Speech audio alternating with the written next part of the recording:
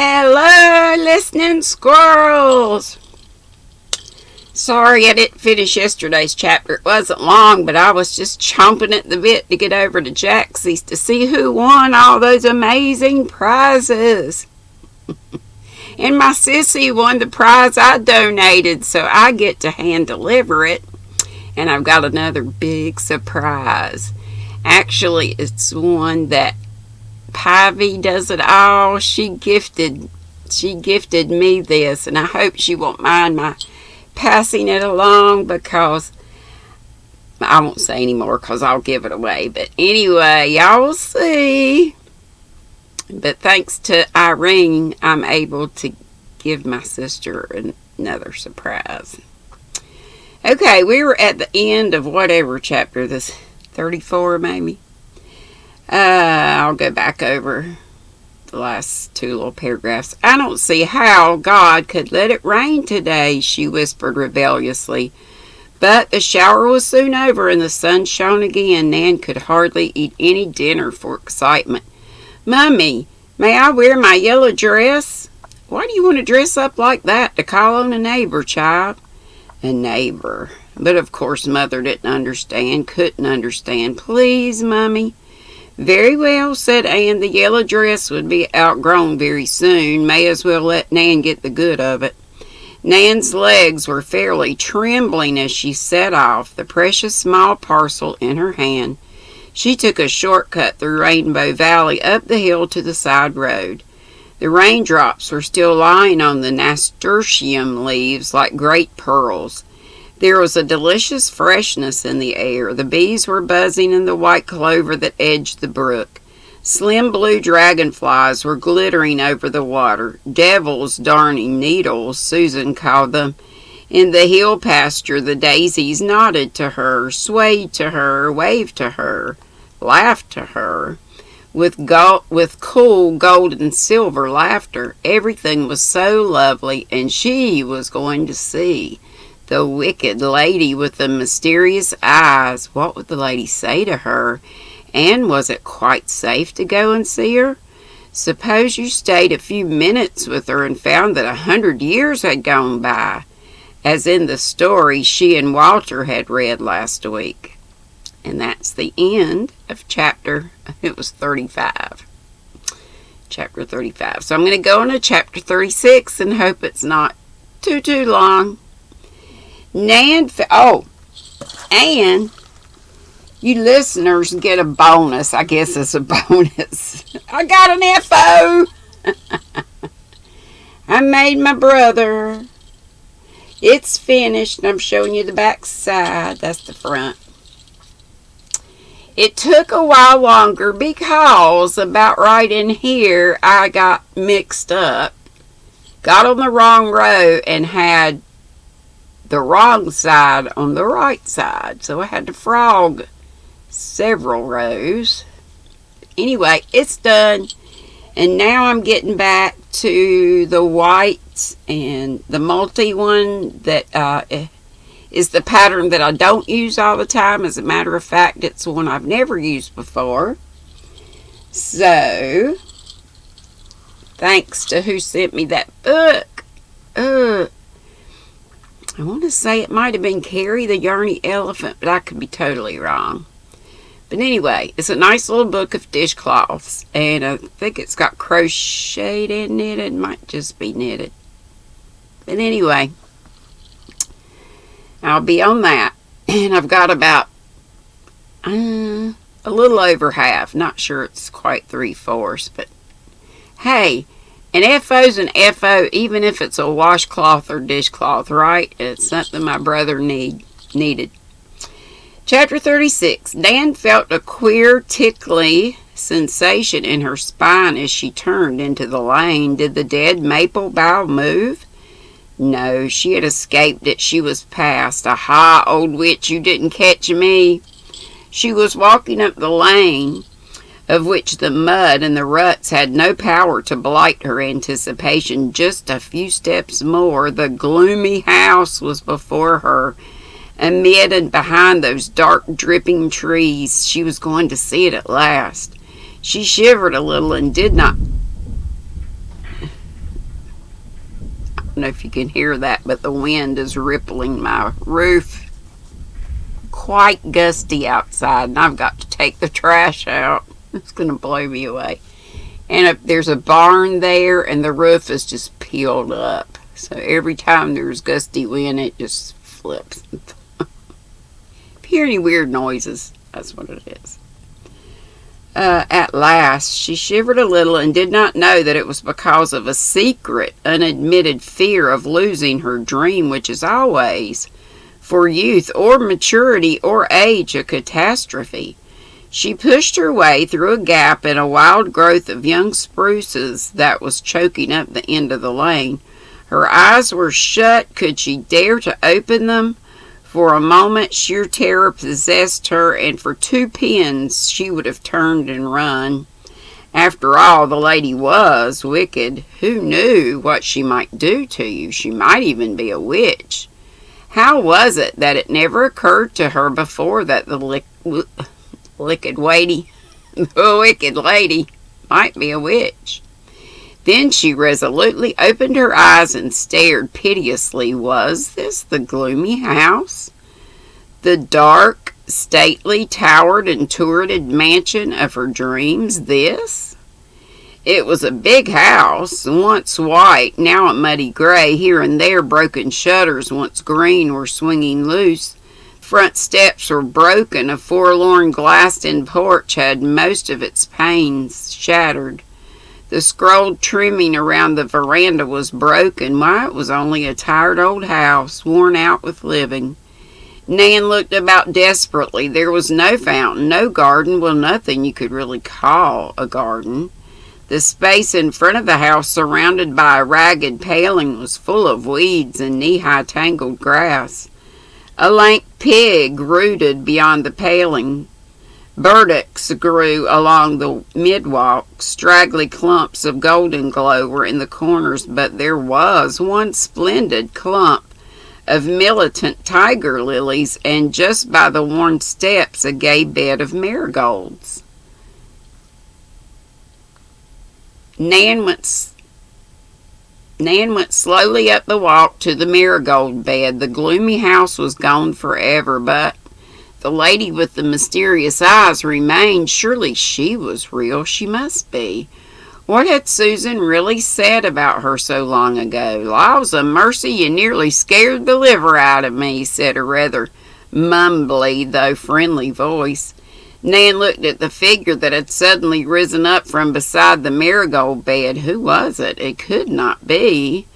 Nan refused to believe that this was Thomasine Fair. It would be just too terrible. Why, thought Nan, heartsick with disappointment, she's old. Thomasine Fair. If Thomasine Fair it was, and she knew now it was, Thomasine Fair was certainly old and fat. She looked like the feather bed with a string tied round its middle, to which angular Susan was always comparing stout ladies.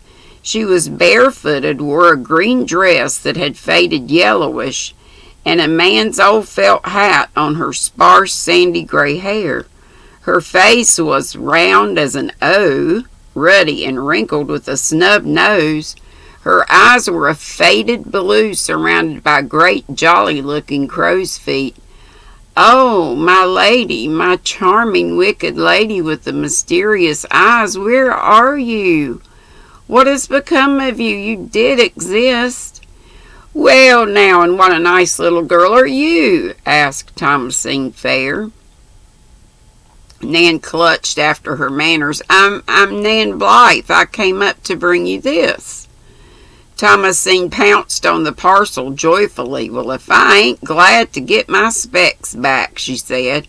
I've missed 'em terrible for reading the almanac on Sundays, and you're one of the Blythe girls? What pretty hair you've got. I always wanted to see some of you. I've heard your ma was bringing you up scientific. Do you like it? Like what? Oh, wicked, charming lady, you did not read the almanac on Sundays, nor did you talk of ma's. Why, being brought up scientific. I like the way I'm being brought up, said Nan, trying to smile and barely succeeding. Well, your ma's a real fine woman. She's holding her own, I declare. First time I saw her at Libby Taylor's funeral, I thought she was a bride. She looked so happy. I always think when I see your ma come into a room that everyone perks up as if they expected something to happen. The new fashions set her too. Most of us just ain't made to wear 'em, but come in and sit a while. I'm glad to see someone. It gets kinder lonesome by spells. I can't afford a telephone. Flowers is company. Did you ever see finer marigolds? And I've got a cat. Nan wanted to flee to the uttermost parts of the earth, but she felt it would never do to hurt the old lady's feelings by refusing to go in. Thomasine, her petticoat showing below her skirt, led the way up the sagging steps into a room which was evidently kitchen and living room combined. It was scrupulously clean and gay with thrifty houseplants. The air was full of pleasant fragrance of newly cooked bread. "Sit here," said Thomasine gladly, pushing forward a rocker with a gay patched cushion. "I'll move that callow lily out of your way. Wait till I get my lower plate in. I look funny without it, don't I? But it hurts me a mite. There, I'll talk clearer now." A spotted cat, uttering all kinds of fancy meows, came forward to greet them. Oh, for the greyhounds of a vanished dream. "That cat's a fine ratter," said Thomasine. "This place is overrun with rats, but it keeps the rain out, and I got sick of living round with relations. Couldn't call my soul my own, ordered round as if I was dirt. Jim's wife was the worst, complained because I was making faces at the moon one night. Well, what if I was? Did it hurt the moon, says I? I ain't going to be a pincushion any longer, so I come here on my own, and here I'll stay as long as I have use of my legs. Now, what'll you have? Can I make you an onion sandwich?" No, thank you. They're fine when you have a cold. I've been having one. Notice how hoarse I am? But I just tie a piece of red flannel with turpentine and goose grease on it round my throat when I go to bed. Nothing better. Red flannel and goose grease. Not to speak of turpentine. Reminds me of my ex, his mother. For a sore throat cure, always tied a dirty sock around her kids, my ex being one, around their necks at night for them to sleep. A dirty sock. I can only imagine the stench. "If you won't have a sandwich," "Sure you won't?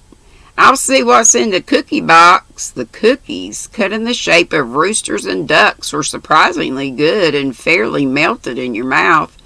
Mrs. Fair beamed Nan out of her round, faded eyes. "Now, you'll like me, won't you? I like to have little girls like me." "I'll try," gasped Nan, who at last was hating poor Thomasine Fair, as we can hate only those who destroy our illusions. "I've got some little grandchildren of my own out west, you know." "Grandchildren?" "I'll show you their pictures. Pretty, ain't they? That's poor dear Papa's picture up there, 20 years since he died." Poor dear Papa's picture was a large crayon of a bearded man with a curly fringe of white hair surrounding a bald head. Oh, lover, disdain. "He was a good husband, though he was bald at 30, said Mrs. Fair fondly. "My, but I had the pick of the beans when I was a girl. I'm old now, but I had a fine time when I was young. The beaux on Sunday nights, trying to sit each other out, and me holding up my head as haughty as any queen. Papa was among them from the start, but at first I had nothing to say to him. I liked him a bit more dashing. There was Andrew Metcalf now. I was near as no matter running away with him, but I knew 'twould be unlucky. Don't you ever run away. It's unlucky, and don't let anyone ever tell you different. I won't. Indeed, I won't. In the end, I married Papa. His patience gin out at last, and he give me 24 hours to take him or leave him. My pa wanted me to settle down. He got nervous when Jim Hewitt drowned himself because I wouldn't have him. Papa and I were real happy when we got used to each other. He said I suited him because I didn't do too much thinking. Papa held women weren't made for thinking. He said it made 'em dried up and unnatural. Baked beans disagreed with him terrible, and he had spells of lumbago, but my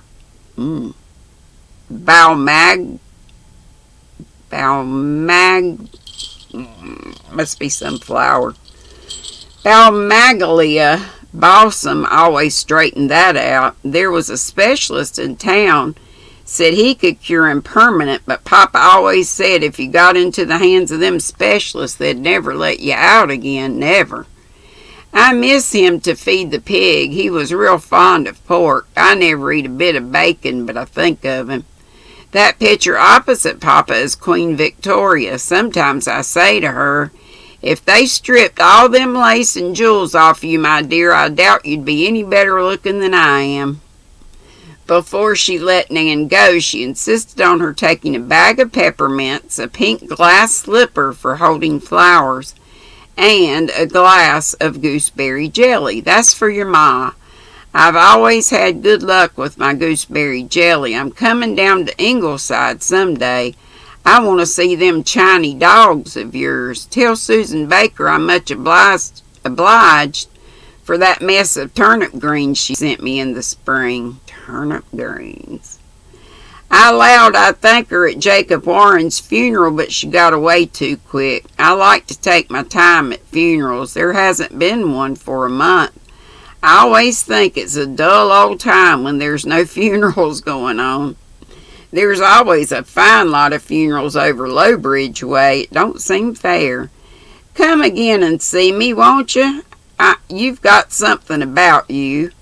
Love and favor is better than silver and gold, the good book says, and I guess it's right. She smiled very pleasantly at Nan. She had a sweet smile. In it you saw the pretty Thomasine of long ago. Nan managed another smile herself. Her eyes were stinging. She must get away before she cried outright. Nice, well-behaved little creature, mused old Thomasine Fair, looking out of her window after Nan. Hasn't got her ma's gift of gab, but maybe none the worse for that. Most of the kids today think they're smart when they're just being sassy. That little thing's visit has kind of made me feel young again. Thomasine sighed and went out to finish cutting her marigolds and hoeing up some of the burdocks. Thank goodness I've kept limber, she reflected. Nan went back to Ingleside the poorer by a lost dream. A dale full of daisies could not lure her. Singing Water called to her in vain.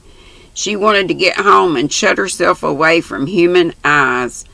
Two girls she met giggled after they passed her. Were they laughing at her?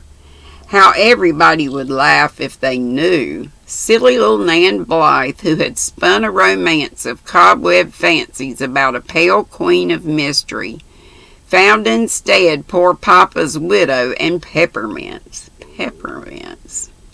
Nan would not cry. Big girls of 10 must not cry, but she felt indescribably dreary. Something precious and beautiful was gone, lost, a secret store of joy which, so she believed, could never be hers again. She found Ingleside filled with a delicious smell of spiced cookies, but she did not go into the kitchen to coax some out of Susan. At supper her appetite was noticeably poor, even though she read castor oil in Susan's eye. Anne had noticed that Nan had been very quiet ever since her return from the old McAllister place. Nan, who sang literally from daylight to dark and after, had the long walk on a hot day been too much for the child? Why that anguished expression, daughter? She asked casually when she went into the twins' room at dusk with fresh towels, and found Nan curled up on the window seat instead of being down stalking tigers in equatorial jungles with the others in Rainbow Valley. Nan hadn't meant to tell anybody that she had been so silly, but somehow things told themselves to Mother. Oh, Mother, is everything in life a disappointment? Not everything, dear. Would you like to tell me what disappointed you today? Oh, Mummy, Thomasine Fair is good, and her nose turns up. But why, asked Nan in honest bewilderment, should you care whether her nose turns up or down? It all came out then. Anne listened with her usual serious face, praying that she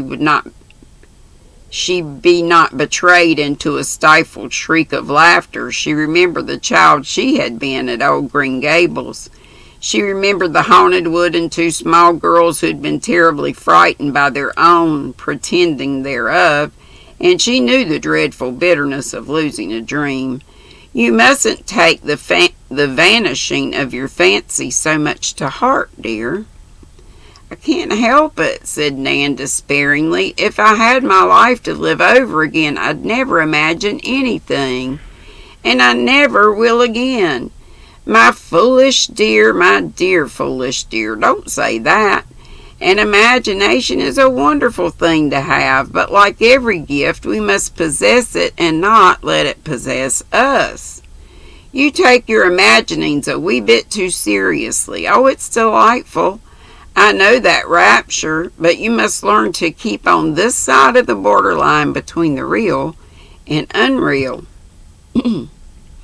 Then the power to escape at will into a beautiful world of your own will help you amazingly through the hard places of life. I can always solve a problem more easily after I've had a voyage or two to the islands of enchantment. Nan felt her self-respect coming back to her with these words of comfort and wisdom. Mother did not think it so silly after all, and no doubt there was, somewhere in the world, a wicked, beautiful lady with mysterious eyes, even if she did. And no doubt there was, somewhere in the world, a wicked, beautiful lady with mysterious eyes, even if she did not live in the gloomy house, which, now that Nan came to think of it, was not such a bad place after all, with its orange marigolds, and its friendly spotted cat, and its geraniums, and poor dear Papa's picture. It was really rather a jolly place, and perhaps someday she would go and see Thomasine Fair again and get some more of those nice cookies. She did not hate Thomasine any longer. What a nice mother you are, she sighed in the shelter and sanctuary of those beloved arms. A violet-gray dusk was coming over the hill. The summer night darkened about them, a night of velvet and whispers. A star came out over the big apple tree. When Mrs. Marshall Elliott came and Mother had to go down, Nan was happy again. Mother had said she was going to repaper their room with a lovely buttercup yellow paper and get a new cedar chest for her and Di to keep things in. Only it wouldn't be a cedar chest, it would be an enchanted treasure chest, which could not be opened unless certain mystic words were pronounced. One word the Witch of the Snow might whisper to you, the cold and lovely White Witch of the Snow. A wind might tell you another as it passed you, a sad gray wind that mourned. Sooner or later you would find all the words and open the chest to find it filled with pearls and rubies and diamonds galore. Wasn't galore a nice word? Oh, the old magic had not gone. The world was still full of it. That's the end of chapter 36. So we got the end of 35 and chapter 36. So, Lord willing and the creek don't rise, chapter 37 tomorrow. Be sweet, don't be ugly, and hope you'll be with me live at 5. And if maybe I'll even have another one. Probably not. I have so many whips. A little bit on this one, a little bit on that one. Love y'all. Isn't the shawl gorgeous that Miss Cheryl made? Y'all make me such lovely things. And even if you don't, you are my lovely friend, my lovely squirrel in the squad. Love you all. The twin squirrels. Love y'all. Be sweet. Don't be ugly. Bye-bye.